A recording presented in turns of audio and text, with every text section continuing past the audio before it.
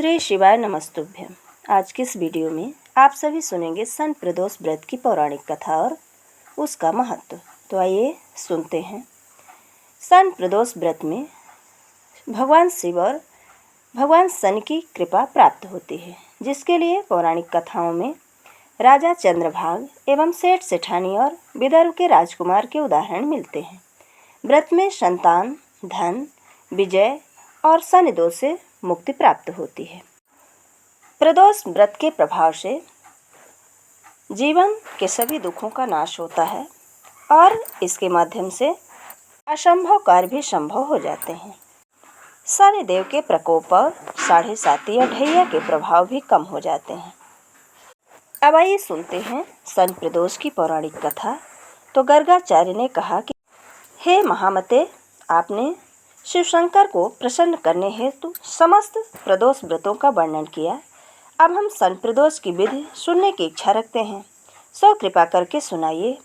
तब सूत जी बोले कि हे ऋषि, निश्चयात्मक रूप से आपका शिव पार्वती के चरणों में अत्यंत प्रेम है। मैं आपकी सन त्रयोदशी व्रत की विधि बतलाता हूँ, सो ध्यान से सुनिए।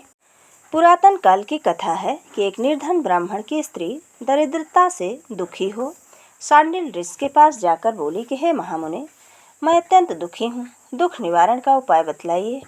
मेरे दोनों पुत्र आपकी शरण में हैं। मेरे ज्येष्ठ पुत्र का नाम धर्म है, जो कि एक राजपुत्र है, और लघु पुत्र का नाम शुचिव्रत है। अतः हम दरिद्री हैं, आप ही हमारा उद्धार कर सकते हैं। इतनी बात सुन ऋषि ने शिव प्रदोष व्रत करने को कहा। तीनों प्राणी प्रदोष व्रत करने लगे। कुछ समय पश्चात प्रदोष व्रत आया, तब तीनों ने व्रत का संकल्प लिया। छोटा लड़का, जिसका नाम शुचिव्रत था, एक तालाब पर स्नान करने को गया तो उसे मार्ग में धन से भरा एक स्वर्ण कलश मिला। उसको लेकर वह घर आया। प्रसन्न हो माता ने कहा कि माँ, यह धन मार्ग में प्राप्त हुआ है। माता ने धन देखकर शिव की महिमा का वर्णन किया। राजपुत्र को अपने पास बुलाकर बोली, देखो पुत्र, यह धन हमें भगवान शिव जी की कृपा से प्राप्त हुआ है, अतः प्रसाद के रूप में दोनों पुत्र आधा आधा बांट लो। माता का वचन सुनकर राजपुत्र ने शिव पार्वती का ध्यान किया और बोला, पूज्य, यह धन आपके पुत्र का ही है। माँ, इसका अधिकारी नहीं हूँ। मुझे शंकर भगवान और माता पार्वती जब देंगे तब लूँगा। इतना कहकर वह राजपुत्र शंकर जी की पूजा में लग गया। एक दिन दोनों भाइयों का प्रवेश भ्रमण का विचार हुआ। वहाँ उन्होंने अनेक गंधर्व कन्याओं को क्रीड़ा करते हुए देखा। उन्हें देखकर शुचिव्रत ने कहा, भैया, अब हमें इससे आगे नहीं जाना। इतना कहकर शुचिव्रत उसी स्थान पर बैठ गया, परंतु राजपुत्र अकेला ही स्त्रियों के बीच में जा पहुंचा।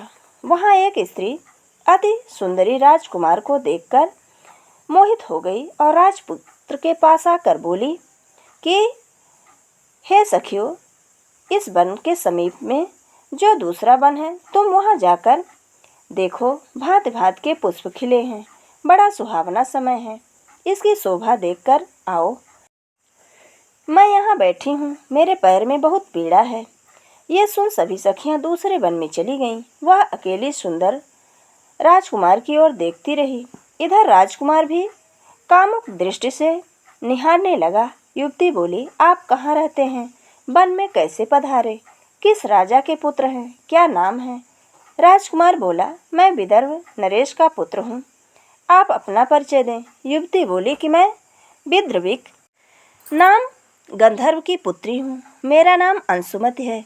मैंने आपकी मन स्थित को जान लिया कि आप मुझ पर मोहित हैं।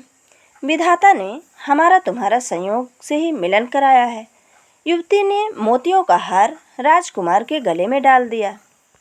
राजकुमार हार को स्वीकार करते हुए बोला कि हे भद्रे, मैं आपका प्रेमोपहार स्वीकार कर लिया हूँ, लेकिन मैं निर्धन हूँ। राजकुमार के वचनों को सुनकर गंधर्व कन्या बोली कि मैं जैसा कह चुकी हूँ वैसा ही करूँगी। अब आप अपने घर को जाइए। इतना कहकर वह गंधर्व कन्या सखियों से जा मिली। घर जाकर राजकुमार ने शुचिव्रत को सारा वृत्तांत कह सुनाया। जब तीसरा दिन आया, वह राजकुमार शुचिव्रत को लेकर उसी वन में जा पहुंचा। वहीं गंधर्वराज अपनी कन्या को लेकर आ पहुंचा। इन दोनों राजकुमारों को देख आसन देकर कहा कि मैं कैलाश पर गया था।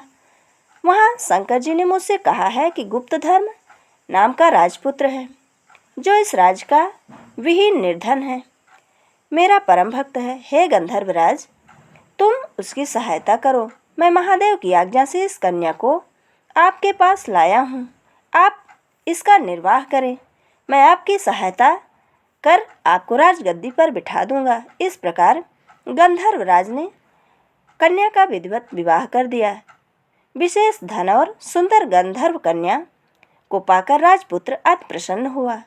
भगवत कृपा से वह समयोपरांत अपने शत्रुओं का दमन करके राज्य का सुख भोगने लगा। ये थी सन प्रदोष व्रत की पौराणिक कथा। वीडियो अगर पसंद आए तो लाइक जरूर करें और मित्रों के बीच में शेयर करना बिल्कुल ना भूलें। जय श्री कृष्ण। धन्यवाद।